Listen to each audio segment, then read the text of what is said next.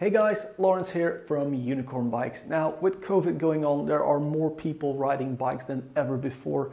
There's a massive shortage in the bike industry when it comes to supplying new bikes, but also local bike shops are booked like crazy. If you put in your bike right now for repairs, it's gonna take absolute ages, well, more like weeks, before you actually get your bike back.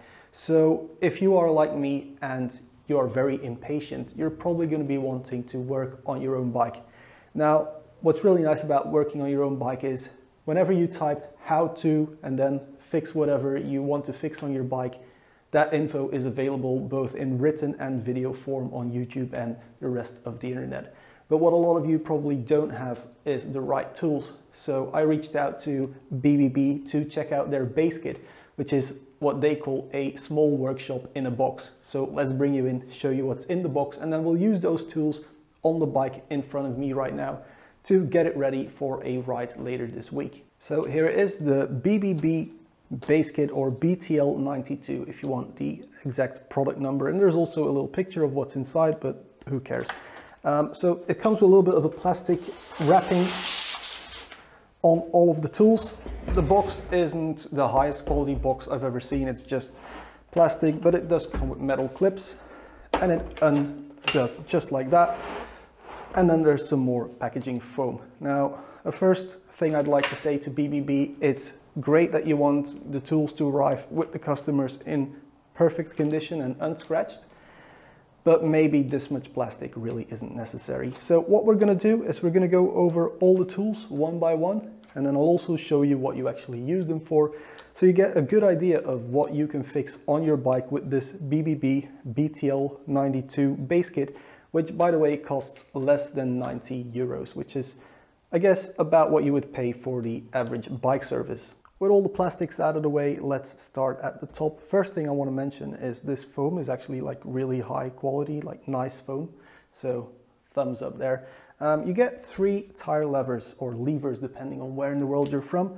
They snap together. They're plastic levers, so you won't be damaging your rims or your tires when using these. And they also, of course, have a little hook, so you can hook it behind a spoke.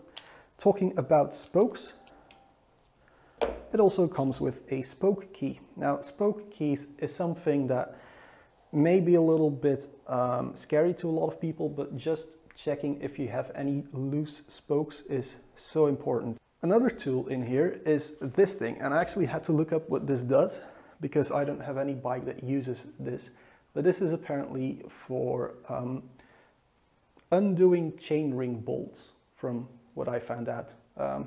I don't know if this is good quality or how you're supposed to use it, but apparently it's for chainrings.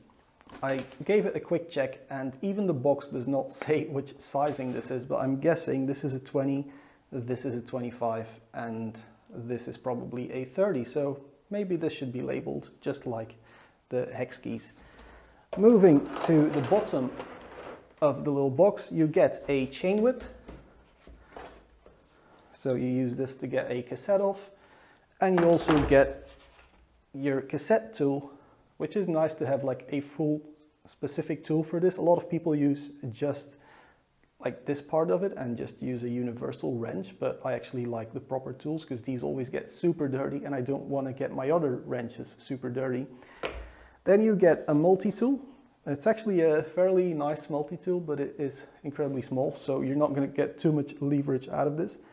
And these are also labeled, so you get a 4mm, a 5mm, a Phillips head, a flat head, and then I'm guessing this is a 1.5, a 2, and a 3 probably, and then there's also a bigger one, so you get a 6 and an 8mm on your multi-tool as well. So you can put this in your riding bag or wherever you want to put it. And then you also get a little chain tool. So this is just to punch out your chain and reassemble it later. What's really nice is it actually comes with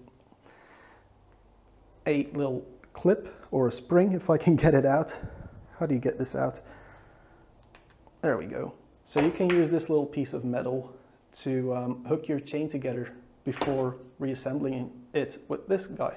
The last thing that I actually forgot to mention is a chain wear measuring tool.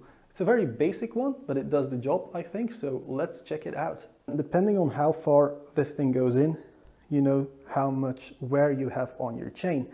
This one doesn't go in at all because this is a brand new chain, which is a little bit dirty, but yeah, doesn't go in, that's a good thing. What I noticed is this little tool right here also has a valve tool, so you can use that to remove your valve core. So now we know that the chain is fine. Let's quickly check if our spokes are fine. I'm guessing it's a 3.2 on this bike, but it's not.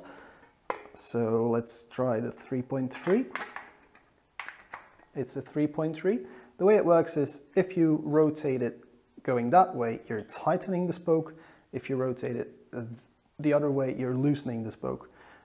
You don't want to mess around with this too much if you don't know what you're doing, but it's just a good idea to check how tight your spokes are, because this one is actually pretty loose and you just heard it snap. That was because it's so loose that it actually wasn't in the right spot anymore.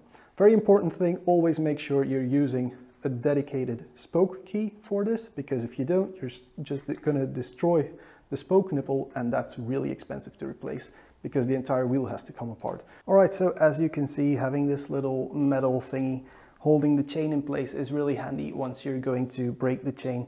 All of these chain devices work in pretty much the same way, but this one's a little different because you actually have to set it up from both sides.